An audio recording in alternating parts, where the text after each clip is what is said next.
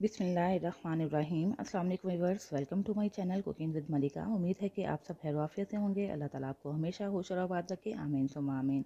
तो व्यूअर्स, आज हम एक मज़ेदार सा डेजर्ट रेडी करने जा रहे हैं सवैयों की मदद से।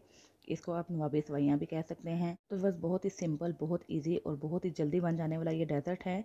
ईद पे बनाइए, इफ्तारी के वक्त बनाइए या मेहमानों की आमद पर बनाइए, बहुत ही ज़्यादा आपको मज़ा आएगा। तो बस नवाबी सवैयाँ कह लें या नवाबी डेजर्ट कह लें, इसको बनाने से पहले आपसे हम्बल रिक्वेस्ट है कि अगर आपको मेरी वीडियोस अच्छी लगती हैं तो प्लीज़ वीडियोस को लाइक कर दिया करें, शेयर कर दिया करें, और अगर आप चैनल पर नए हैं तो चैनल को सब्सक्राइब करें, बेल आइकन प्रेस करें ताकि आपको मेरी नई वीडियोस की नोटिफिकेशन फ़ौरन से मिल सके, जो फ्री ऑफ कॉस्ट है। नवाबी सवैयाँ रेडी करने के लिए हमें ज़रूरत होगी सवैयों की।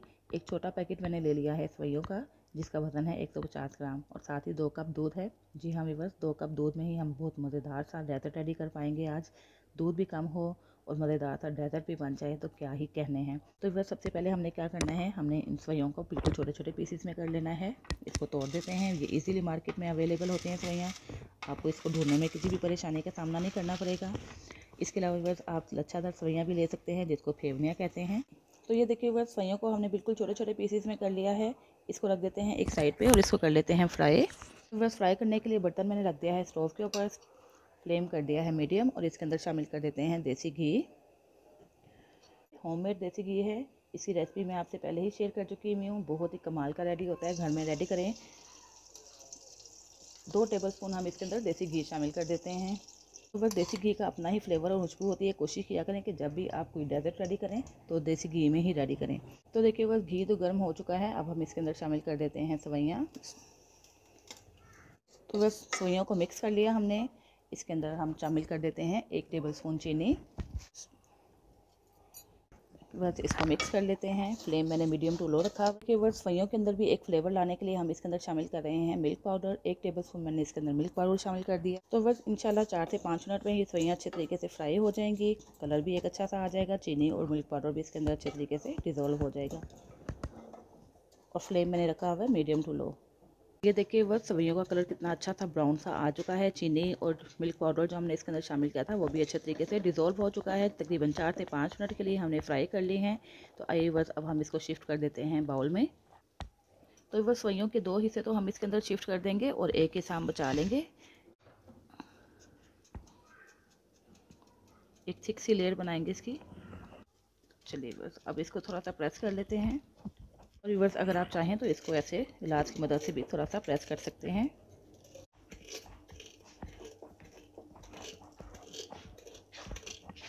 देखिए व्यूअर्स, इसको हमने अच्छे तरीके से स्प्रेड कर लिया है। इसको रख देते हैं एक साइड पे और अपना अगला प्रोसेस स्टार्ट करते हैं। तो व्यूअर्स, अगले स्टेप में हम एक पैन ले लेते हैं। पैन के अंदर 2 कप दूध शामिल कर देते हैं।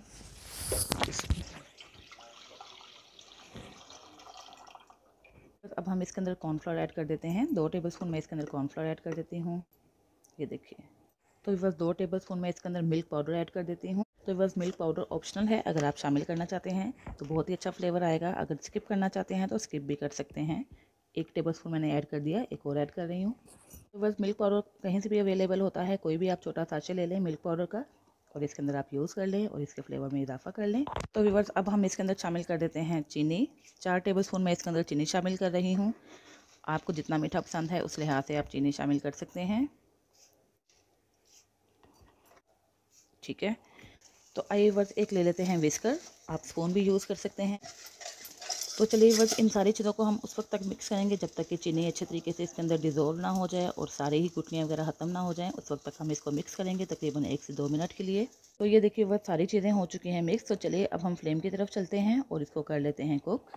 कि बस पैन को हमने रख दिया है स्टोव के ऊपर। अब हम इसको मिक्स करते हुए और मुसलसल स्टर करते हुए पका लेते हैं, क्योंकि बस अगर हम विस्कर या स्पून स्टर नहीं करेंगे तो इसके लम्स बन जाएंगे। बस यहाँ पे आपने बस क्या काम करना है कि विस्कर या स्पून को स्टर करते रहना है। तो बस इसको हम थिक फॉर्म आ जाने तक पका लेते हैं। तो ये देखिए बस 2 से 3 मिनट में ही इसकी कंसिस्टेंसी काफ़ी थिक होना शुरू हो गई है। बस थोड़ा सा हम इसको और पकाएंगे। थोड़ा सा हम इसके अंदर इलायची पाउडर शामिल कर देते हैं टेस्ट के लिए और फ्लेवर के लिए। तो बस अगर आप चाहें तो यहाँ पे रूह केवड़ा एसेंस भी ऐड कर सकते हैं या रोज़ वाटर भी ऐड कर सकते हैं। जो भी आपको फ्लेवर पसंद है वो इसके अंदर शामिल कर सकते हैं। यहाँ पे मैंने 1 चुटकी शामिल कर दिया है इलायची पाउडर। इसको भी मिक्स कर लेते हैं। तो ये देखिए व्यूअर्स बबल्स नज़र आ रहे हैं, इसका मतलब है कि ये मटेरियल हमारा हो चुका है रेडी। तो आइए व्यूअर्स अब हम इसको शिफ्ट कर देते हैं बाउल के अंदर। बस इसको हम गरम गरम ही पोर करेंगे। बिस्मिल्लाह।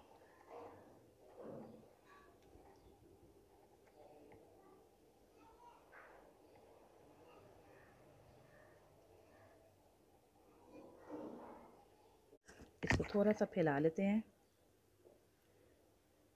चलिए,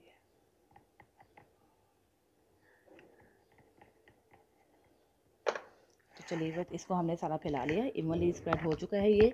अब हम इसके ऊपर शामिल कर देते हैं बाकी सब्जियां जो हमने बचा कर रखी थी।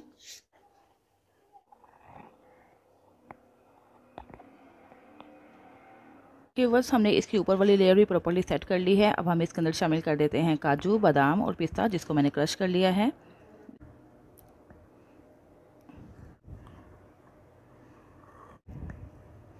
तो देखिए बस इस तरह हमने सारे नट्स कर लिए हैं इसके ऊपर स्प्रेड। तो बस अब हम इसको 2 घंटे के लिए फ्रिज में रख देते हैं ताकि ये प्रॉपर्ली सेट हो जाए। उसके बाद मैं आपको इसकी फाइनल लुक दिखाऊंगी। तो तकरीबन 3 से 4 घंटे तक हमने इसको रख दिया है फ्रिज में और ये देखें बिल्कुल अच्छे तरीके से सेट हो चुका हुआ है। तो चलिए बस अब हम इसको देख लेते हैं अंदर से इसकी क्या कंडीशन है। किनारों से थोड़ा सा हम इसको कर लेते हैं सेपरेट। अब हम इसकी कर लेते हैं कटिंग।